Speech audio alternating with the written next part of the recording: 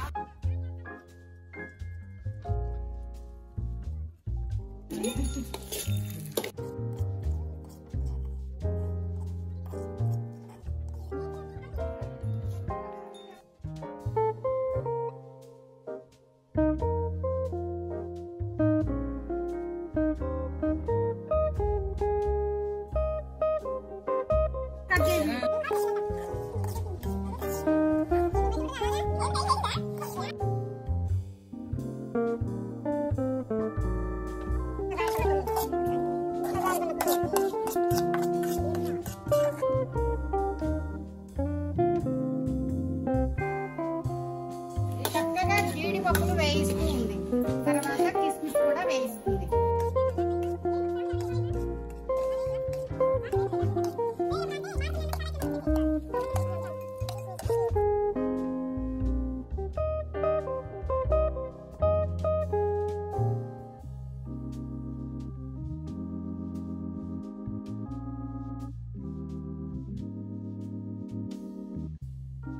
ఈ పంచదార కేజీ పంచదార, వాటర్ ఎన్ని కావాలి, పక్కన గ్లాస్.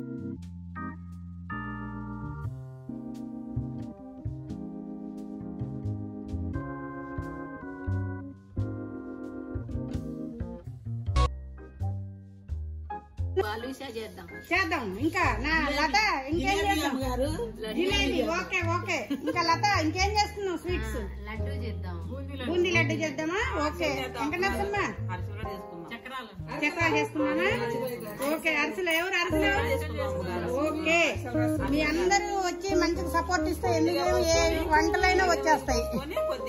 అంటే మీరేం చేద్దాం, ఏం చేద్దాం అంటారు? మీకేమి ఇష్టం చెప్పండి. అన్ని ఇష్టమైనా ఓకే అన్ని చేసుకుందాం.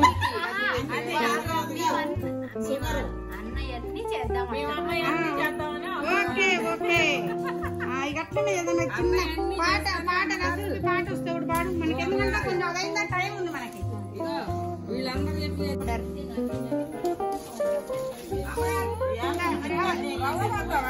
రవ్వ పోయాలి. దింపుదామా? దింపి పక్కకి దింపిపోతా.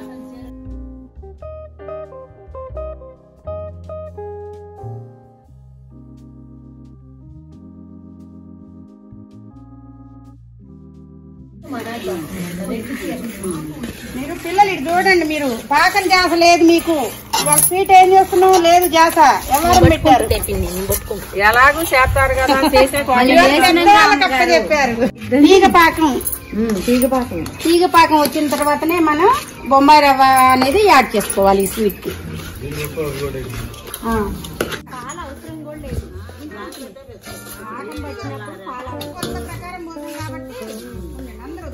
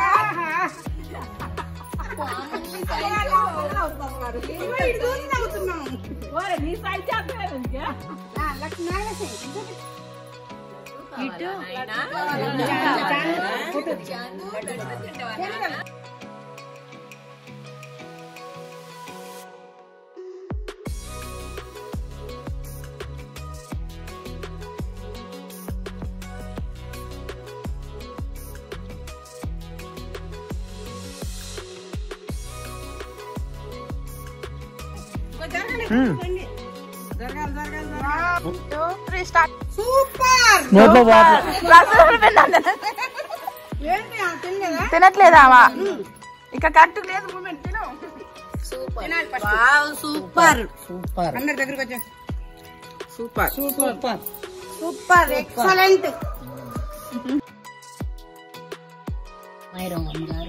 కిలో పంచదార యాలక్కాయలు చెప్పండి అండి.